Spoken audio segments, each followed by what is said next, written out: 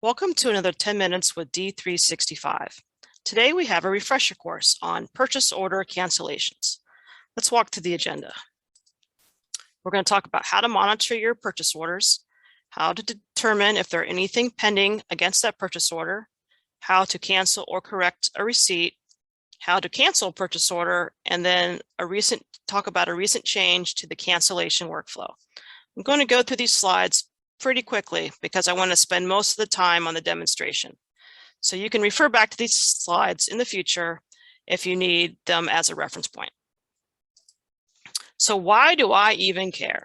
Well, purchase orders place a hold on your fund's budget. So you should only be carrying forward purchase orders to the next year that have outstanding contracts or orders. So if they don't, then they should be canceled.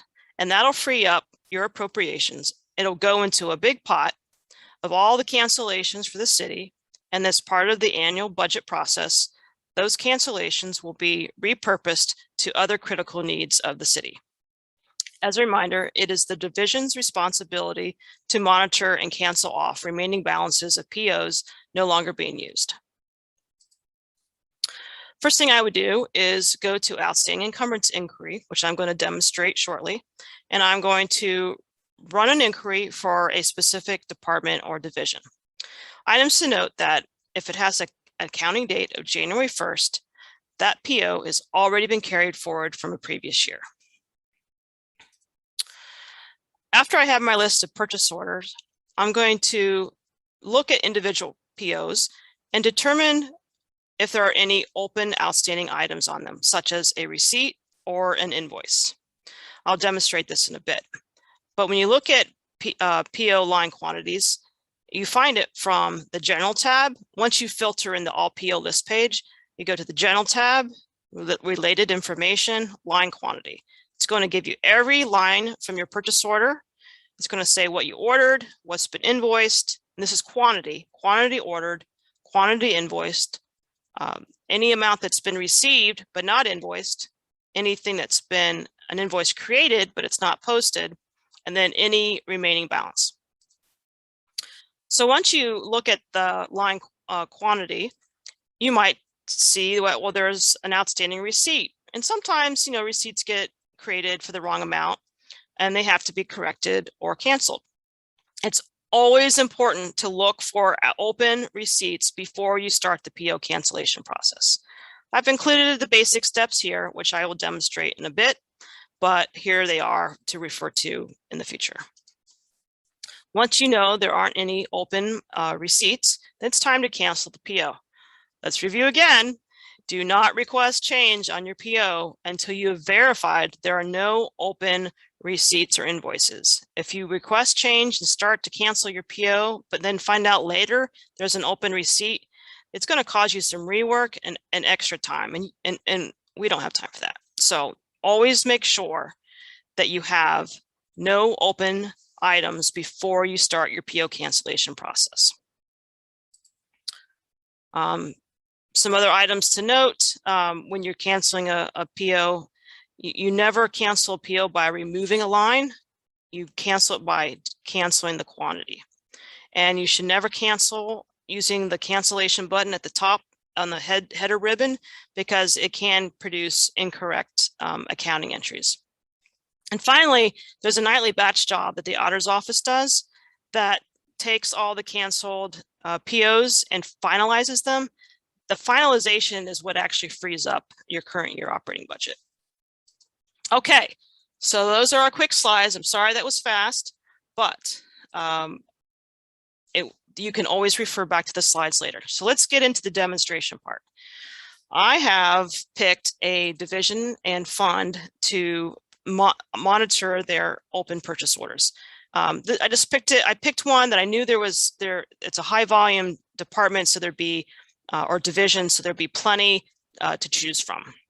So I go to outstanding encumbrance inquiry, which is under general ledger, and I'm going to click on select under parameters because I don't want to run it for the whole city. I just want to run it for this division and fund. So I clicked on add, did this ahead of time, and I added a field division and a field fund, and I put in that criteria.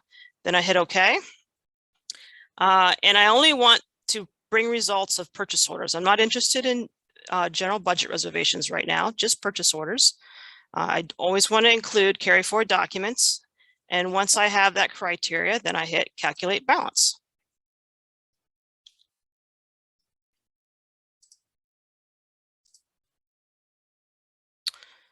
So then you'll get your results, but you can only see so many lines within this inquiry. So I'm going to export it to Excel. I'm going to go to any column heading and right click and click on export all rows. And then I'm going to click download.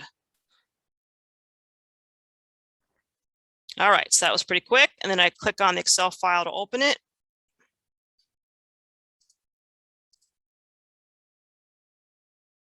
Okay, so here's my Excel file, which includes all the POs by line that have remaining balances on them. So let's go ahead and talk about what all this means. So we've got the accounting date. Let's go ahead and highlight that. Okay, and we'll just make that easy to read there. So notice that these first several documents have an accounting date of January 1. That means these documents have already been carried forward from a previous year. Then you can go over to the original date.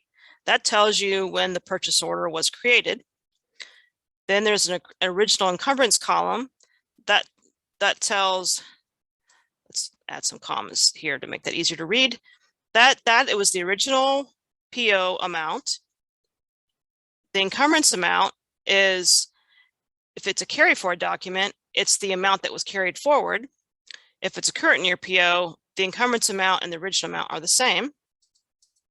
Then we have relieved amount, and the relieved amount is only amounts relieved in the current year, and then we're left with remaining amount. So what I would do when I'm looking at candidates for cancellation, I'm going to look for accounting dates, January 1, that have nothing relieved.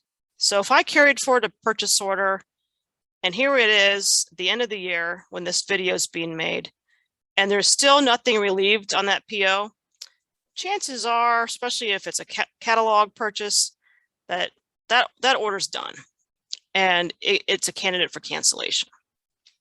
So what I'm going to do is I'm going to highlight all of my POs with a January 1 date to focus on. Okay, so I highlight that list, and it looks like there's 300 lines here, but some of them are multiple line POs, so there's not that many. And I'm going to copy it, and this is what's kind of, I think, a cool trick. So I go to my all PO list page, and I click under the purchase order column, and I want to include is one of. Okay, and remember, I just highlighted and copied all the POs that have a January 1 date, and I'm going to paste it using is one of and apply it. And now I have filtered on my divisions and funds purchase orders that are open that have a January 1 date. So I love that copy and paste field using one of. I think it's great. I think you should think it's great too. All right, so now I'm going to I've already done a little searching of POs to look at so I can demonstrate. So the first one I'm going to look at is 215967 right here, Columbus Gas and Mirror. Notice that the purchase order status is received. So that means I cannot cancel this purchase order until that receipt is canceled. So let's take care of that real quick. Go up to receive, journals, product receipt. There's only one here. And so it's already highlighted, and I click on cancel. This will cancel the receipt. I say yes.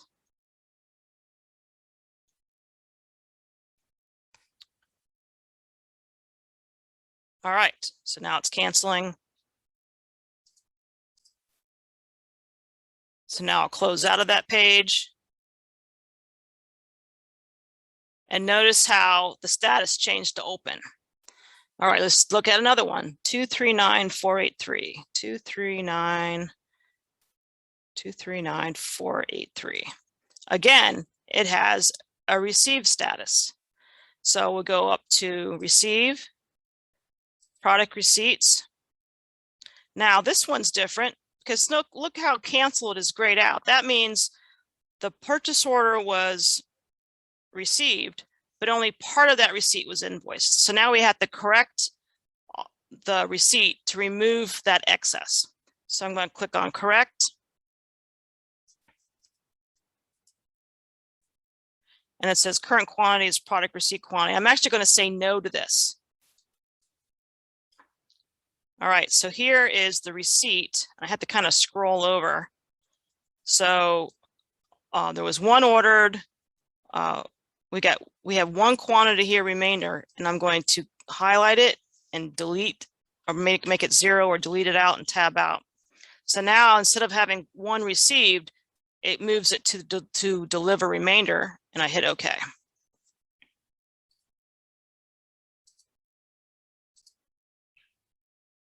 So now I'll close out of that receipt, and notice now the status has changed to open order. We've got two more to demonstrate here on the receipt side. The next is 247137. It also has a receive status. So let's go check it out. Oh, so now we have 3 receipts I got to figure out. So what I'll do is I'll just start with the first one, and I'll see, oh, that one, you notice that it's enabled, the cancel is. If it's grayed out, you can't cancel it. And most likely means it's already been canceled or it's been invoiced. So I'll click on cancel and hit yes.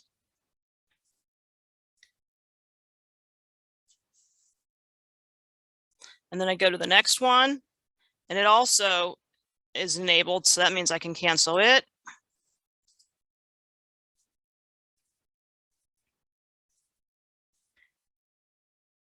And go to the next one, and it's already grayed out. So that means that that receipt has either already been invoiced or it has already been canceled. So then I'll close out of this page and notice that it now has an open order status. Now let's look at one more.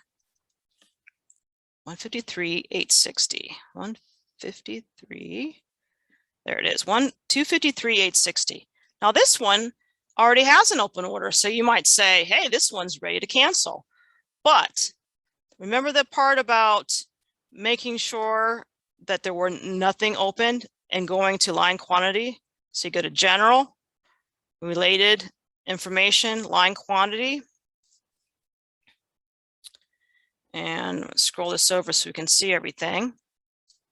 Let's remember the quantity is what's ordered. Invoice is what's been invoiced.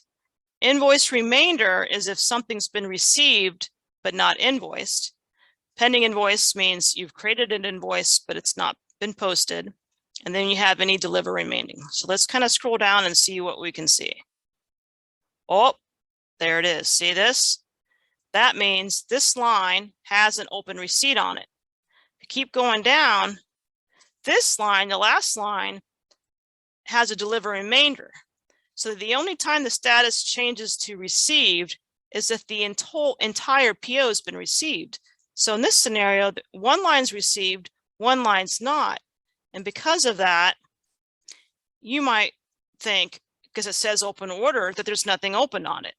That's why it's really important to go to general, related information, line quantity, to see if there's anything in these two columns, invoice remainder or pending invoice.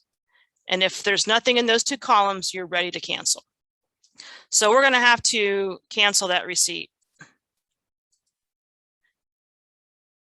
And the first line, both are grayed out. That means it's already been invoiced or canceled.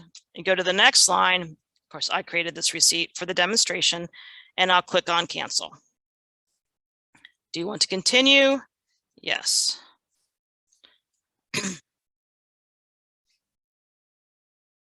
Okay, now that's the demonstration on how to cancel off or correct receipts. Now let's dive into the actual PO cancellation.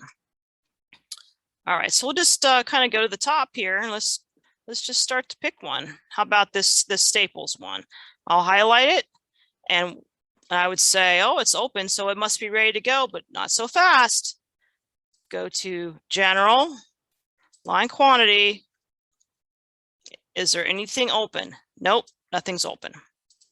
So now I'm ready to cancel it. I'm going to open it. First thing I'm going to do is to go to the header and change the reason code. Oh, no, that's not the first thing I'm going to do. First thing I'm going to do is request change to put it into the state of draft. I said, are you sure? Yes, I'm sure. And because I'm not the owner of this document, I'm going to get a warning. You're not the owner. Are you really, really sure? And I say yes. Okay, so now that it's in a state of draft, I'm going to, and it likes to remind you that you're not the owner. So I have to cancel out of that and go to my reason code. And I'm going to put in cancel PO reason code. Okay. And now that I have my reason code, I go back to the line. I have to hit OK to get back to the line view. And I'm going to go back to that line quantity place that we talked about earlier. I'm going to go to General, Line Quantity. And the line's already highlighted. I'm going to go to Update Line, Deliver Remainder, and then at the bottom, Cancel Quantity. And then I'll close out of that page. Now, when you have canceled a PO, the status should be either invoiced or canceled. This still says open because you have to refresh it. So I'm going to go up to the upper right corner and click refresh. And watch how it'll change. Oh, you're not the owner again. It likes to give you that reminder. And now it says canceled. Once it has that cancel status, I'm ready to submit to workflow. I go to workflow, submit. It's often good to leave some breadcrumbs, order complete, completed, cancel remainder, or whatever your reason is, and then click submit. At this point, the purchase order is going to route to the fiscal manager for that division. All right, let's try another one just to get some practice here. We'll go to the next one that says ordered. We already know that 210762 has open items because it has a status of received. So let's go to this next one, Fast Snail Company, and we'll go to General, Line Quantity, and we'll see if there's anything open. And I do not see anything. You can see we have one line that has a remainder, but there's nothing pending. So this one's good to go. So I'm going to open it. I'm going to go to purchase order, request change. I said, are you sure? Yes. You're not the owner. Are you really sure? Yes. And then I'm going to go to header. I'm going to update the reason code. Again, it's going to remind me you're not the owner. Thank you for that. And then select cancel PO.